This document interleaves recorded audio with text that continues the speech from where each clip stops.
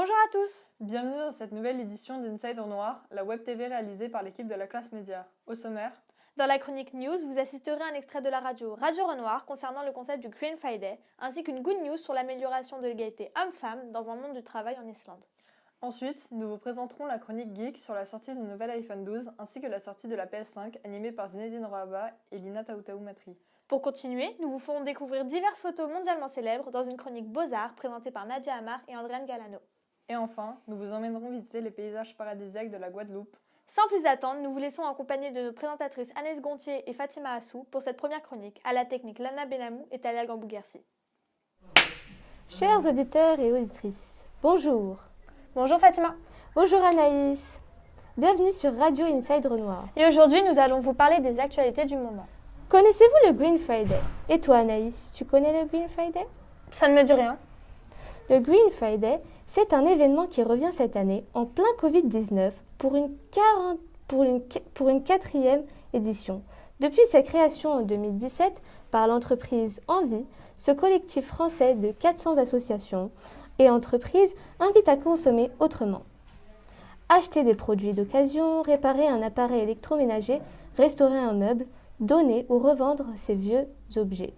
Cette année, le collectif lance une campagne de sensibilisation à travers un défi sur les réseaux sociaux du 29 octobre au 27 novembre, jour du fameux Black Friday. Le but, consommer moins mais mieux. Si vous avez un compte Instagram et que vous souhaitez participer à l'événement, il vous suffira de poster des photographies de vos exploits écologiques sur le réseau social en ajoutant le hashtag 30 Days Challenge. Le 30 Days Challenge s'inspire des règles du célèbre jeu Action ou Vérité pour nous mettre au défi d'adopter une consommation éco-responsable à travers des petits gestes du quotidien. Et Fatima, je ne sais pas si tu l'as vu, mais j'ai vu un commentaire tout à l'heure demandant s'il y avait des nouvelles sur les égalités entre femmes et hommes. Je n'en ai jamais entendu, tu peux nous en dire plus? Eh bien, j'ai entendu une loi en Islande. L'Islande a voté une loi obligeant les employeurs à rémunérer leurs salariés au même prix, peu importe leur genre, sous peine d'amende. Depuis le 1er janvier, les entreprises de plus de 25 salariés sont sous l'obligation de prouver et d'appliquer la loi qui dit qu'un homme et une femme doivent gagner le même salaire pour le même poste. Par exemple, la grande banque islandaise Landsbankinn, je ne sais pas si on le dit comme ça, mais on va dire que oui, a commencé à se conformer à cette loi. Dans cette entreprise, une cadre a affirmé qu'elle ne s'est jamais sentie maltraitée par rapport à ses collègues hommes en fonction de son salaire. Et pourquoi l'avait refaite? La loi a été refaite, car avant les employeurs n'étaient pas obligés de prouver leur égalité salariale. La nouvelle loi nous dit, et je cite, « Il n'est plus obligé aux salariés de prouver la discrimination en raison de leur genre, mais aux entreprises de démontrer que, s'il y a un écart de salaire, le genre ne doit en aucun cas s'y interposer. Devront apparaître l'ancienneté de l'emploi, sa formation, son expérience, sa valeur ajoutée, le stress induit par ses tâches, etc. » C'est pas comme en France. Les patrons ne sont pas obligés de prouver la rémunération entre femmes et hommes est égale. Et ils en profitent un petit peu trop à mon goût. C'est comme si ton collègue gagnait 2000 € et toi seulement 500.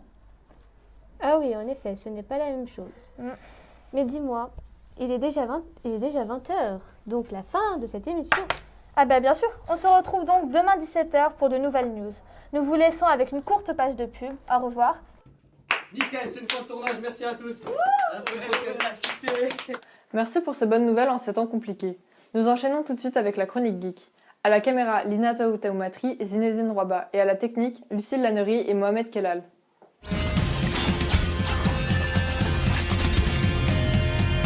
Bonjour à toutes et à tous, bienvenue dans Inside Geek. Aujourd'hui nous allons vous présenter les toutes dernières nouveautés high-tech dont l'iPhone 12 et la PlayStation 5 que tout le monde s'arrache en ce moment.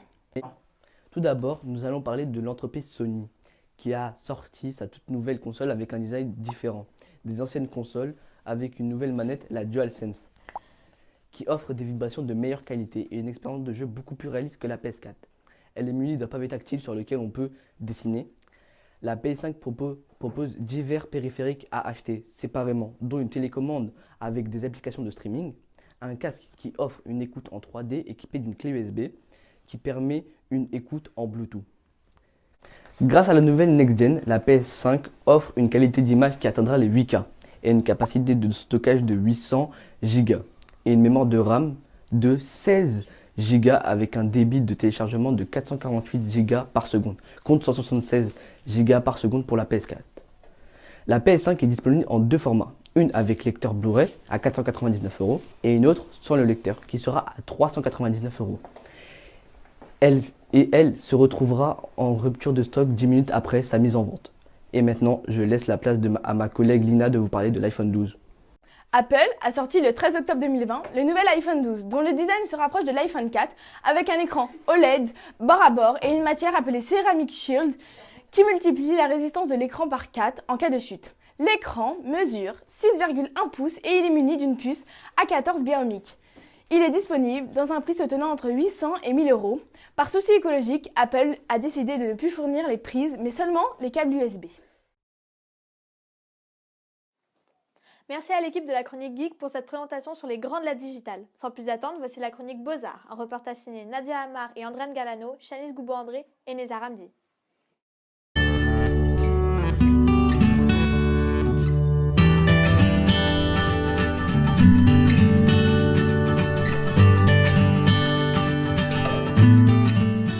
Bonjour.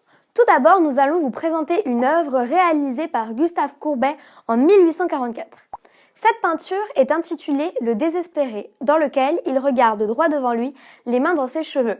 La noirceur de ses cheveux se contraste avec la blancheur de sa chemise. Pourquoi ce nom? Peut-être parce qu'il l'était lui-même, désespéré. Peut-être voulait-il aussi le faire comprendre à travers cette peinture, malgré le fait qu'il était une personne joyeuse et respirant la joie de vivre. S'inspirant de plusieurs peintres comme Rembrandt ou même Urban, l'artiste se cherche encore. Pour la suite, nous allons vous parler du très célèbre peintre dont vous avez sans doute déjà entendu parler, j'ai nommé Van Gogh. Tout d'abord, nous allons parler de son style. Il opte pour quelque chose de très mythique et utilise des tons très sombres pour réaliser ses œuvres, inspirées de peintures hollandaises.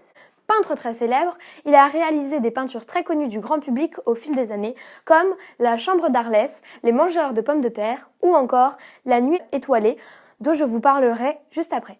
Effectivement, ces ouvrages se sont fait connaître après sa mort. Maintenant, entrons dans le vif du sujet avec ce tableau, La Nuit étoilée. Créé en 1889, La Nuit étoilée est sans doute la peinture la plus célèbre de Van Gogh.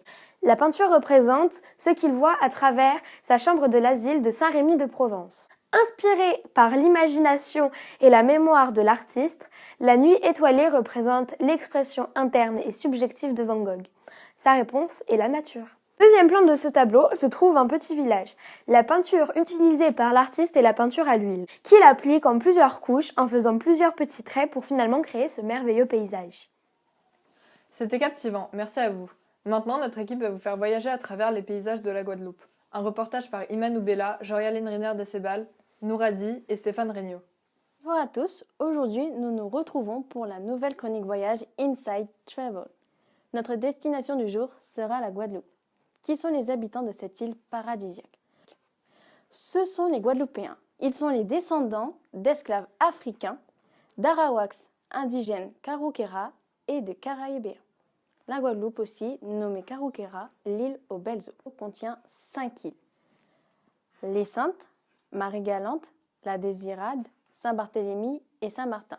Elles se situent à 5600 km de l'Europe, dans l'hémisphère nord, entre l'océan Atlantique et la mer des Caraïbes. Vous pouvez vous y rendre en avion, le temps de vol est de 7h50.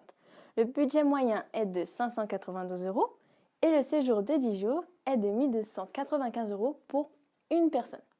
Les meilleures périodes pour y aller sont les mois de décembre et de février à mai. Pourquoi y aller? Eh bien d'abord pour visiter ses plus belles plages comme Grand-Anse ADE, Sainte-Anne, Malandur, les sources d'eau chaude naturelle à bouillante. Vous pouvez voir les couchers de soleil, les parcs, les animaux tels que le colibri, la verdure, la biodiversité, les grandes falaises, mais aussi le Memorial Act, le plus grand musée parlant de l'esclavage. Vous pourrez aussi découvrir sa culture culinaire comme les dombrewassou, les tourments d'amour, le chodo et le caca de bœuf, un plat assez étrange. Comment communiquer?